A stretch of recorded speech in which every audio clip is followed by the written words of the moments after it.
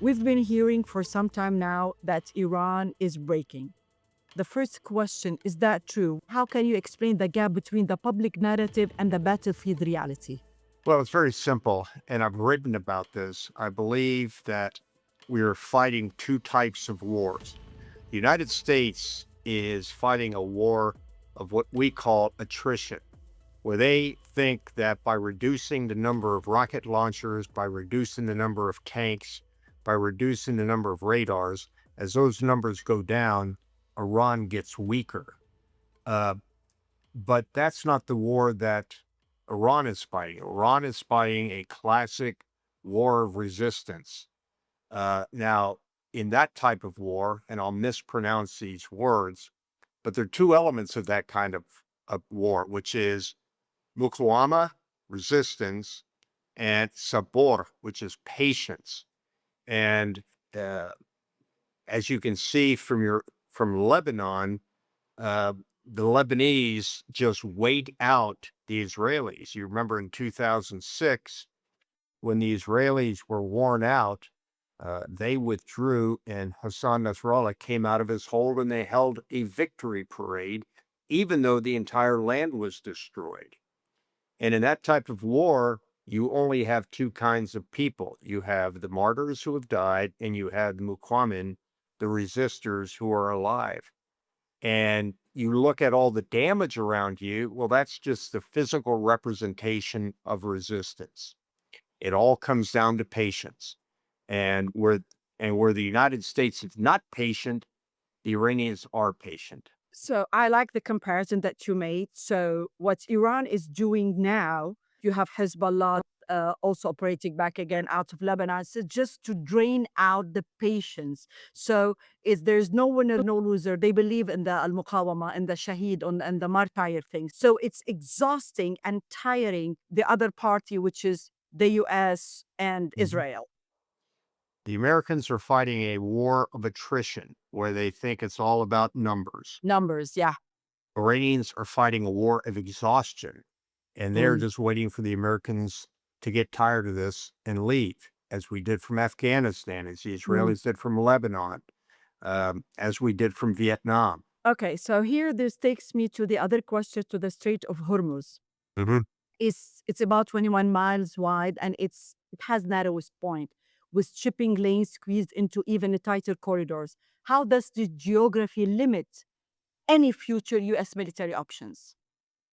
Well, it doesn't limit the options. It's Mhm. just that right now, the United States does not have the capacity to keep it open.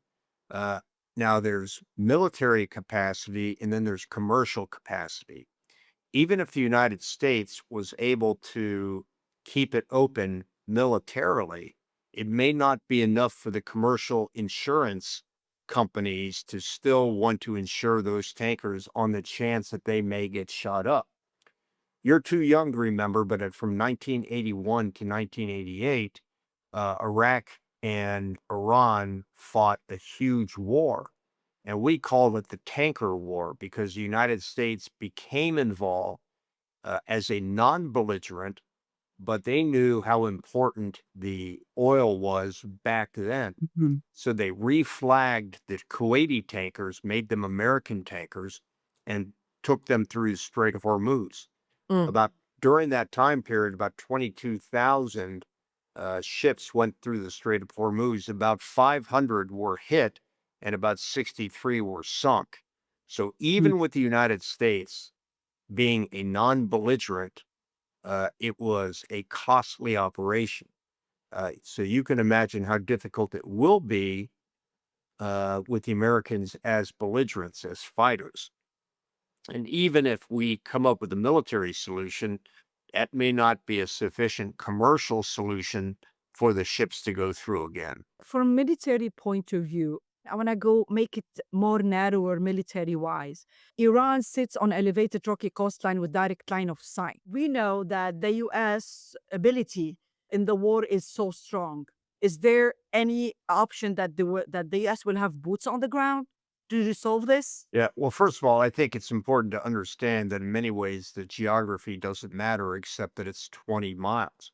But the Yes. great threat to the ships is not having to do with the geography, but it has to do with the capabilities that the Iranians have. They could drop mines, and more importantly, they can use missiles. And even more important, they have a huge speedboat fleet, Hmm. which are like, we call them Boston whalers or cigarette boats. Every one of them can run up against the ship and fire its missiles, like happened with the USS Cole.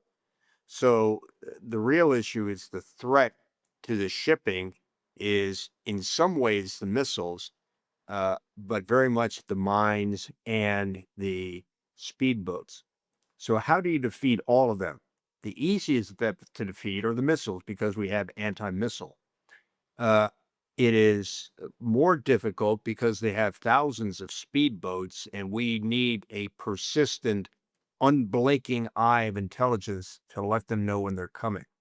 Mm. But in the mines, it's remarkable because the United States doesn't have the capability to do mine clearance operations.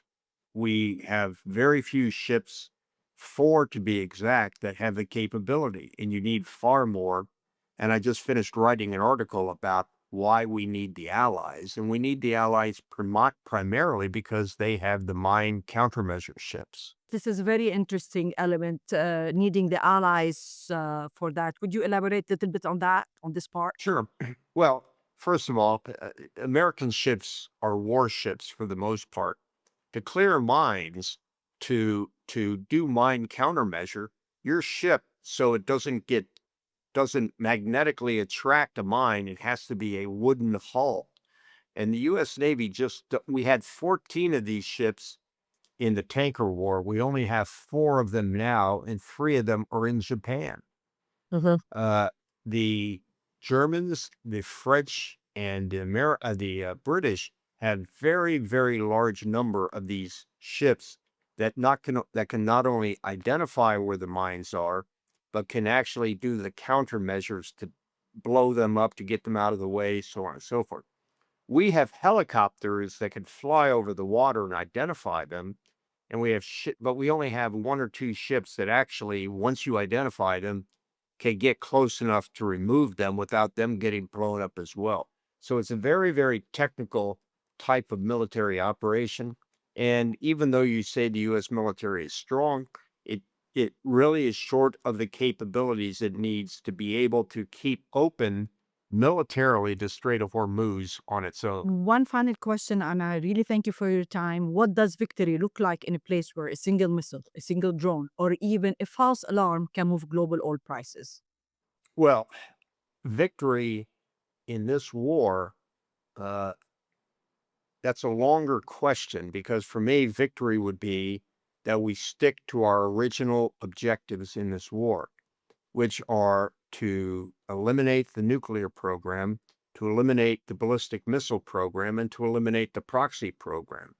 But the Iranians have been very intelligent about this. They've shifted the war from those core issues of importance to the United States, and they've said, we're not going to talk about that. We're not going to fight you on your terms. We're going to fight on our terms. That means closing the Strait of Hormuz. And you are Mm. right. Uh, one missile, one speedboat, one mine can disrupt international oil supplies. We talk about the war of decapitation that the Israelis have been used going against the key leaders. Do you understand the term decapitation? Yes, of course. Right. So they're fighting a war of regime decapitation, and the Iranians are smart. They're now fighting a war of economic decapitation by taking the Strait of Hormuz and putting that pressure on the world oil prices. So what you're saying is very interesting because how I see it, they did kill most of the leaders in Iran, but Iran's system, is it regenerated horizontally, not vertically? Well, I think the best comparison there is what the Israelis did to Hezbollah. They did that same process. They took out the highest layer, getting Hassan Nasrallah, getting Sinwar, worked through that, and now they're going down layer through layer through layer. I mean, the worst job in the world right now would be to be Mojtaba Khamenei's driver, because I would suspect that even though it doesn't appear to be that way in Lebanon with the fighting going on, the Israelis really got rid of the hardliners, and they were a work of Naim Qassem, who was a little more pliant. Um, and I think that's what has to happen in Iran. That not what will happen, but what should happen, but will happen. I think the Israelis are going to continue to slice through those different levels, taking out leaders, and as a new leader comes up, they're gonna. Eliminate. So yeah, I think the only reason they haven't done that with the new supreme leader is they can't find him. Nobody So can see him. now we can argue whether that's the wise strategy or not, the regime decapitation. Uh, I don't know how that gets us to convince the Iranians to give up their nuclear program. But I haven't lost sight of what this war is about, and it's about the nuclear program, the proxies, and the missiles. And just because the Iranians have diverted that goal of the Americans down to the Strait of Hormuz, and other objectives keep coming up, regime change, so on and so forth. I think we've got to keep our eye on the ball for why we went into this war, so that when we finish, we achieve those objectives, not other objectives.